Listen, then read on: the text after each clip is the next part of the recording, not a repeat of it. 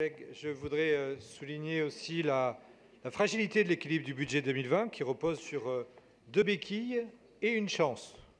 La première béquille, ce sont les frais de notaire qui, grâce à la hausse des prix de l'immobilier, sont passés de 1 à 1,5 milliard d'euros depuis le début de la mandature et qui compensent largement la diminution des crédits de l'État et la hausse de la péréquation. C'est un paradoxe puisque la politique de logement que vous avez menée, politique extrêmement coûteuse, a contribué également à réduire l'offre. Vous avez évoqué tout à l'heure 40 000 logements sociaux financés. En réalité, dans les documents que vous nous exposez, il y a 14 000 logements sociaux créés.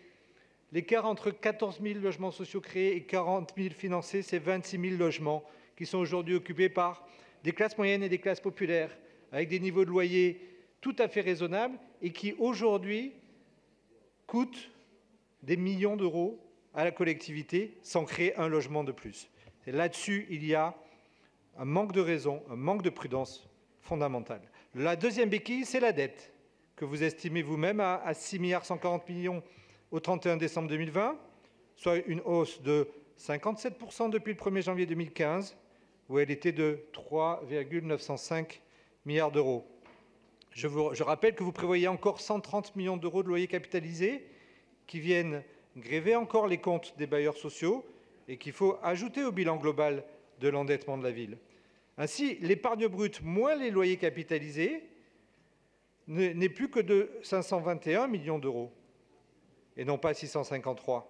521 millions d'euros, quand on divise la dette de 6,140 par 521 millions d'euros, on aboutit à 11,8 ans. Ainsi, le seuil d'alerte de 12 ans est pratiquement atteint.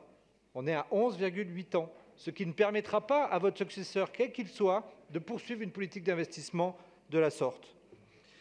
La chance que vous avez, c'est des taux d'intérêt extrêmement bas, liés à la politique du gouvernement, de la Banque centrale européenne notamment.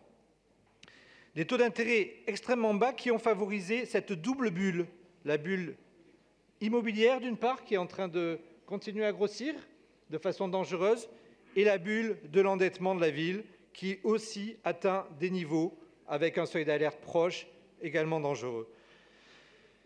Cette politique de taux d'intérêt extrêmement bas vous a permis de tenir jusque-là un programme de dépenses d'investissement imprudent. Nous vous alertons depuis 2 ans et nous vous invitons à la prudence. Heureusement, la hausse des taux n'est pas encore apparue, elle aurait pu venir plus vite, mais il faut se prémunir d'une hausse future, ce que vous n'avez absolument pas fait.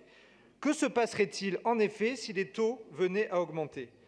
Possiblement une explosion de la bulle immobilière et donc la diminution conséquente des frais de notaire, premièrement, et deuxièmement, une hausse de la charge de la dette. Elle est déjà de 250 millions d'euros, c'est-à-dire la moitié, pratiquement la moitié de l'épargne brute de la ville. Elle pourrait passer à 300 ou 400 millions assez rapidement.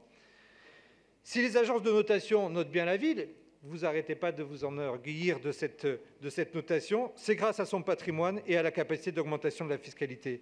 Mais nous ne voulons ni brader le patrimoine, ni augmenter la fiscalité, pas plus que vous. Aussi, vous laisserez à votre successeur la situation la plus fragile depuis 1977, l'obligeant à réduire le volume d'investissement et à faire des choix que vous avez refusé de faire, alors même que vos partenaires, les écologistes, considèrent que le budget de la ville n'est pas suffisamment écologiste. Vous n'avez pas fait les choix et donc vous vous retrouvez avec une situation budgétaire dangereuse. La ville avait toujours eu une situation financière très saine car c'est celle d'une ville riche avec des taux de fiscalité minorés grâce à la densité de la population, grâce à la densité du tissu économique et grâce à son dynamisme.